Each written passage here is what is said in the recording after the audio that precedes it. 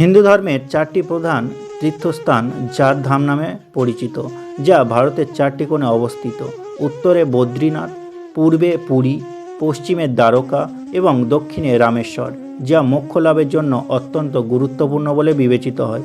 এবং আদিশঙ্কর কর্তৃক সংজ্ঞায়িত এই চারটি স্থান বিভিন্ন যুগ যেমন সত্য, ত্রেতা, দ্বাপর ও কলি এর প্রতিনিধিত্ব করেন। চার ধামের নাম ও আবাসস্থল হল বদ্রীনাথ উত্তরাখণ্ডে অবস্থিত, এটি বিষ্ণুর পবিত্র ধাম এবং সত্যযুগের প্রতিনিধিত্ব করে।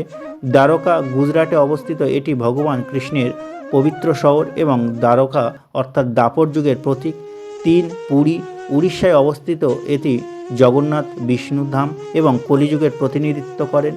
রামেশ্বর এটি তামিলনাড়ুতে অবস্থিত, এটি ভগবান শিবের মন্দির এবং ত্রেতা যুগের প্রতীক। এই চারটি ধাম পরিদর্শন করলে পাপ মোচন এবং মোক্ষ বা মুক্তি লাভ করা যায় বলে হিন্দু ধর্মে বিশ্বাস করা হয়। আদি শঙ্করাচার্য এই চারটি স্থানকে চারটি যুগের সাথে যুক্ত করে তীর্থযাত্রার একটি ধারণা প্রতিষ্ঠা করেন।